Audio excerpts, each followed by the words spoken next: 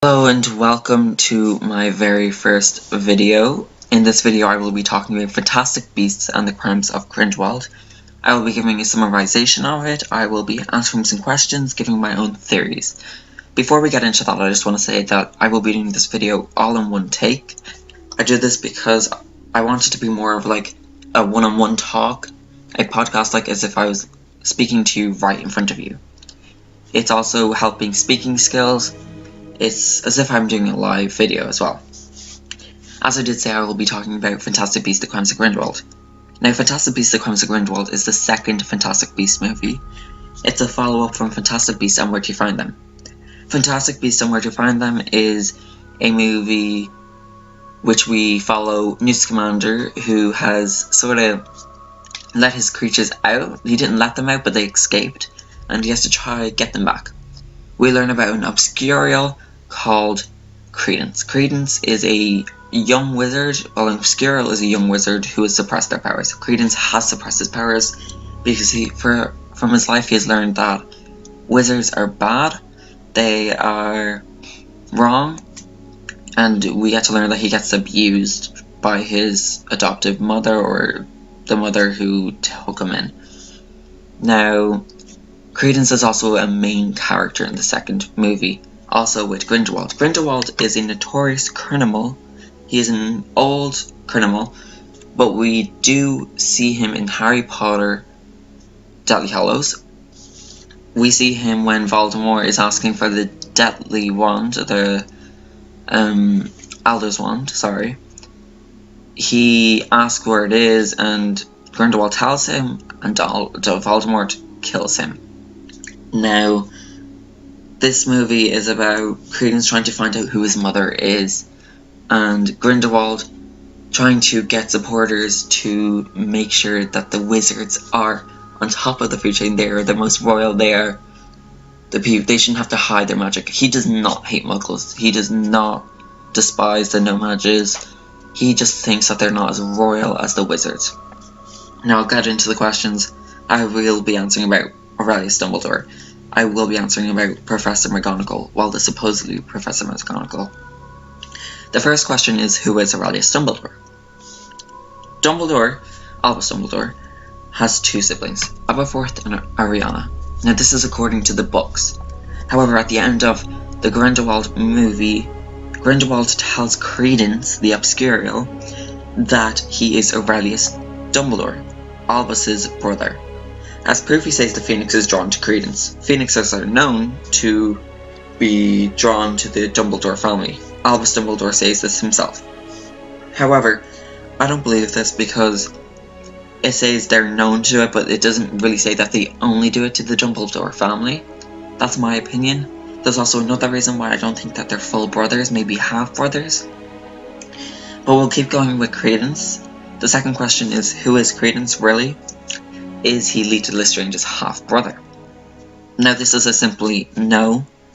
Leta Lestrange confesses in the Lestrange tomb that she killed her brother Corvus.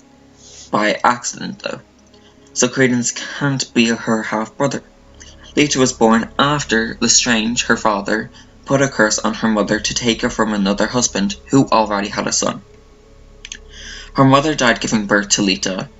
Her father remarried, and his second wife gave birth to Corvus. Worried that the husband and son from the previous marriage would take revenge on Corvus, Lestrange sends Leta and Corvus off to America with their maid. On the boat, when there was an accident, Leta can't deal with the crying from Corvus, so she puts him in a cot with another baby and accidentally picks up the wrong child. The maid grabs the baby from Leta's hand, thinking it is Corvus. The babies never get switched back as the boat sinks and the families escape on the lifeboat. Corvus is with another unexpected mother on a different boat. Leta sees that lifeboat tip over and Corvus is dead. Now, this is also Leta's boggart. Leta's boggart is a blanket that Corvus was wrapped in, and she's fearful of that. We never really get to see what she turns ridiculous in because it turns over to her on a tree with Newt Scamander. People have been asking, does Leta really die? So from what we've seen, yes, she does. She does in the final confrontation when it all kicks off.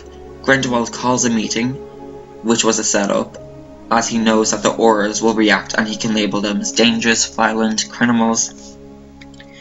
It plays out as he thinks it will, with an aura using a curse on one of Grindelwald's supporters, killing her.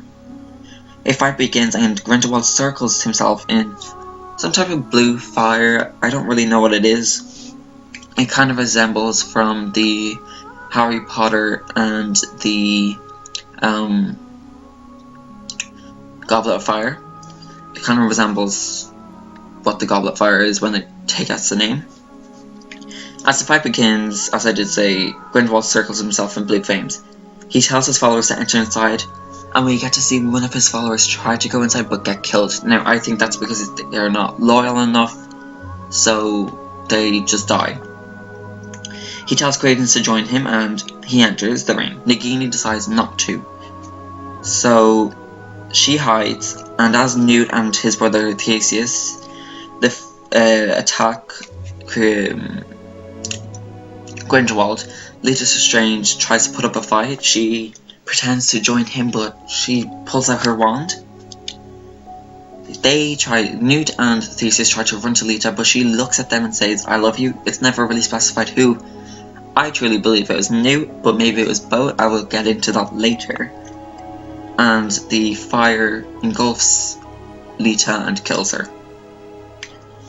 Queenie also enters the flames. She apparently joins Grindelwald's supporters. However, I don't believe she's actually a bad guy. This is the next question, by the way. The next question is Queenie now a bad guy? I don't believe it. We get to see that Jacob comes and he knows about the Wizarding World, and he explains how the magic used on him only removed the bad memories, and Queenie informed him about everything else. However, she did give him a love charm. She did make him kind of woozy, and when Newt removes it, Queenie kind of runs out of the house, and Jacob says that he can't marry her because the Wizarding World doesn't accept it and she could get killed.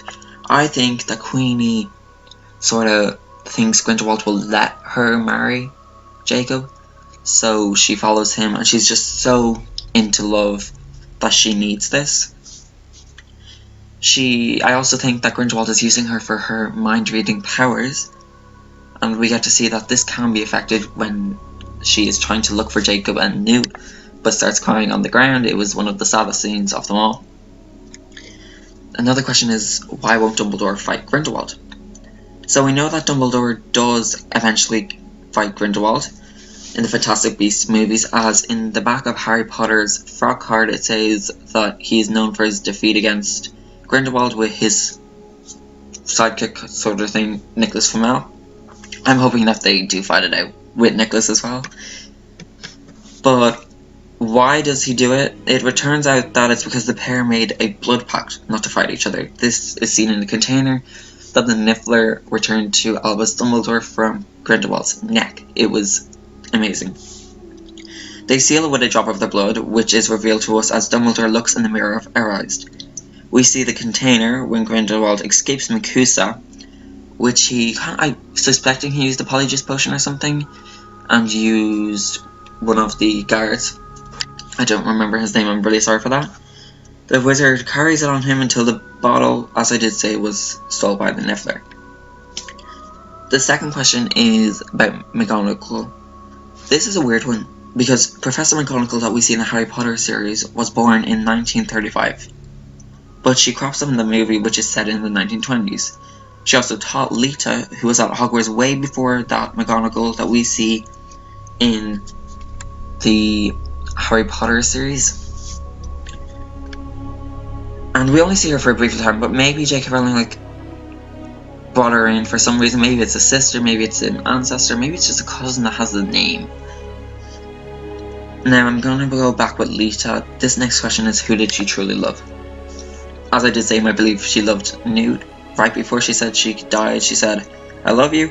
As I did say, it was never clear who she was saying it to, but throughout the movie she could feel the love between both Newt and Lita. Maybe it was both, as I did say, as you can also feel the love between Lita and Theseus. Nagini. Everyone knows who Nagini is. If you've read the Harry Potter books, if you've seen the movies, you know Nagini is Voldemort's sort of snake.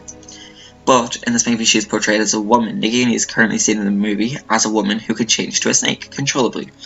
However, one day this will turn her to a snake permanently. This, in fact, is Nagini from the Voldemort movies. Now, I feel that maybe the more she turns into a snake controllably, the faster it will bring her curse upon.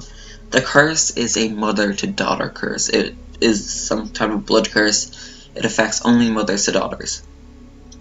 You may be asking, why don't the people who are maledictus not have children? Well, I'm just gonna guess that they are hoping for boys and don't want to have their daughters to face with that. Dumbledore and Credence are half-brothers. This is the thing I was talking about. This is a theory, however, it's something I believe to be true. If Credence is actually a Dumbledore. Albus Dumbledore's mother, Kendra Dumbledore, died in 1899. Credence's birth was 1901. So either Albus's dad had another child, or Grindelwald is telling a lie. Now, I may think he's telling a lie to trick him and trick Credence and make him angry and project all anger towards the Dumbledore family, presumably Albus Dumbledore, to win him, as Grindelwald can't do it himself because of the Blood Oath. Now, we get to see that Credence is an extremely powerful person when he's really, really angry, because of course his obscural powers, all of his anger, not having love, will just project that onto something. Is Grindelwald just using him, or is there another reason? Maybe Grindelwald got the time zones wrong with Kendra Dumbledore, and maybe he's not actually Albus Dumbledore's brother. Before I end this video, I just want to say thank you for joining us. This is all I have. Hopefully I will make more videos if this goes well. And just thank you for joining us. Hopefully you like it, and maybe subscribe, I guess. Thanks for joining us again.